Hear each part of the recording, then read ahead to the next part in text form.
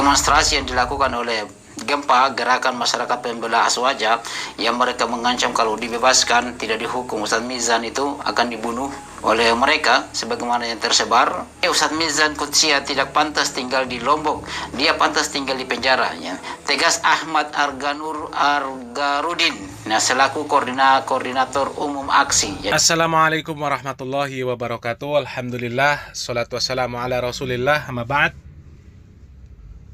Kaum muslimin yang dirahmati oleh Allah subhanahu wa ta'ala, masih ingat kasus pemotongan ceramah Ustadz Mizan Qudsiah yang membahas tentang nama-nama kuburan yang dikeramatkan oleh sebagian kaum muslimin, di mana potongan tersebut berhasil memprovokasi masyarakat sampai kemudian terjadi penyerangan, terjadi pembakaran di Pondok Pesantren As-Sunnah di Lombok.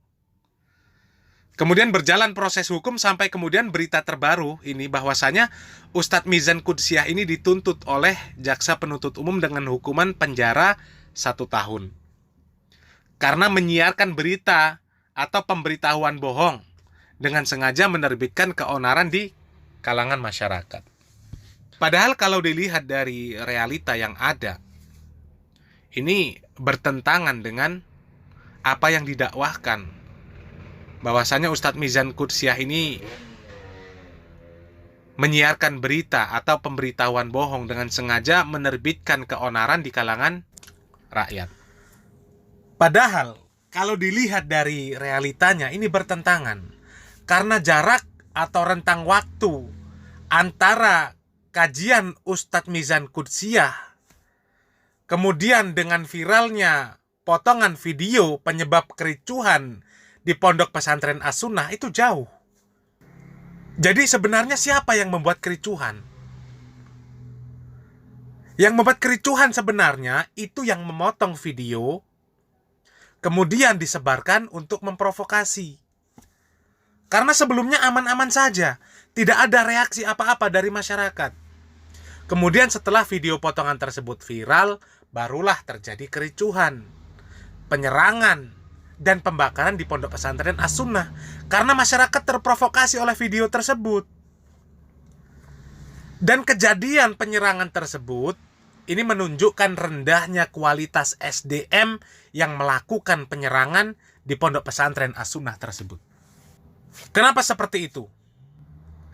Karena mereka lah yang paling kencang teriak-teriak NKRI harga mati. Tapi ternyata aturan-aturan yang ada di NKRI mereka juga yang melanggar. Bukankah negara ini negara hukum? Ada pihak yang berwenang untuk menangani permasalahan hukum. Harusnya dengan terjadinya kasus tersebut, laporkan kepada pihak yang berwenang. Kemudian biarkan proses berjalan. Kalau keputusan hakim tidak sesuai, maka silakan banding. Bukan main serang, main bakar. Itu namanya hukum rimba. Mereka mengatakan Ustadz Mizan pantasnya hidup di penjara. Mereka yang melakukan hukum rimba pantasnya juga hidup di rimba. Kan begitu. Apalagi sampai kemudian mengancam untuk membunuh Ustadz Mizan. Na'udzubillah min dzalik. Di mana teriakan kalian NKRI harga mati? Kalau hanya teriak-teriak NKRI harga mati sekedar teriakan saja, ini anak TK saja pintar. Jadi Anda teriak-teriak NKRI harga mati, tapi hukumnya dilanggar. Ini lucu.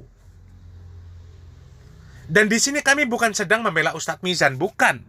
Kalau memang salah, kita katakan salah.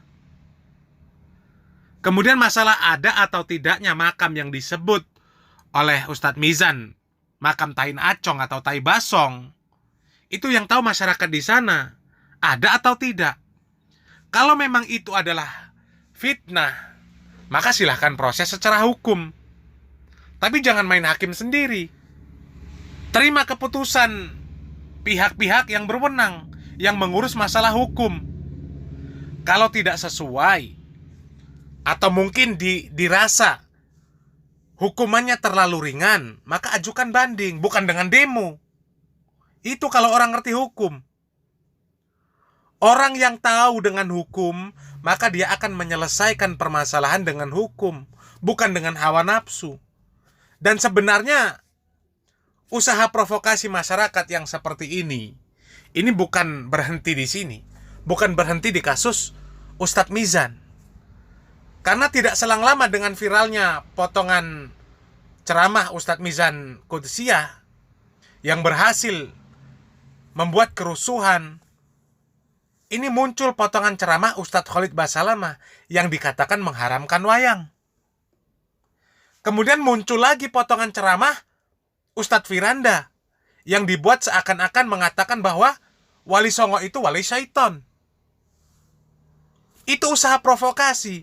Tapi alhamdulillah masyarakat semakin cerdas. Tidak mudah lagi terprovokasi. Dan hanya segelintir orang yang menyikapi video-video tersebut dengan tidak cerdas. Memang antara orang yang berilmu dengan orang yang tidak berilmu itu akan berbeda di dalam menyikapi sebuah permasalahan. Allah Subhanahu wa taala mengatakan, "Qul hal yastawiyal ladzina ya'lamun wal ladzina la ya'lamun." Katakanlah, apakah sama antara orang yang berilmu dengan orang yang tidak berilmu? Maka jawabannya jelas. La yastawi, tidak akan pernah sama. Begitu juga dengan orang yang faham dengan penjelasan-penjelasan ustadz-ustadz yang mereka katakan salafi wahabi. Mereka banyak yang tidak memahami apa yang disampaikan oleh ustadz-ustadz yang mereka sebut salafi wahabi ketika menjelaskan apa itu tauhid, apa itu syirik, apa itu sunnah, apa itu bid'ah, apa itu maslahah mursalah, apa itu khurafat, maksiat, dan lain sebagainya. Kalau mereka yang faham dengan penjelasan tentang apa yang disampaikan oleh ustadz-ustadz yang mereka sebut dengan salafi wahabi, mereka dengan penjelasan tersebut menjadi mengenal agama, menjadi kenal dengan agamanya, mengenal agamanya lebih baik. Akan tetapi orang-orang yang tidak faham, orang-orang yang gagal faham, orang-orang yang mengedepankan hawa nafsu, dengan penjelasan hal tersebut justru membuat mereka ini semakin tidak faham dan justru malah membenci. Sebagai contoh, ketika menjelaskan masalah tentang hukum tahlilan, bahwasanya acara tahlilan adalah bid'ah yang tidak pernah dilakukan, tidak pernah dicontohkan oleh Rasulullah SAW, para sahabat, generasi terbaik. Ini orang yang tidak faham memahami bahwasanya masa membaca tahlil kok bid'ah? Tahlil kan bacaan la ilaha illallah, yang dengan bacaan tersebut orang kafir bisa menjadi Islam. Dan sekarang jadi tidak masuk akal ketika orang muslim yang membaca tahlil la ilaha illallah jadi bid'ah, sesat dan masuk neraka. Ini yang mereka fahami. Akan tetapi orang-orang yang diberikan pemahaman yang baik oleh Allah Subhanahu wa taala, mereka akan faham apa itu kalimat tahlil dan apa itu tahlilan.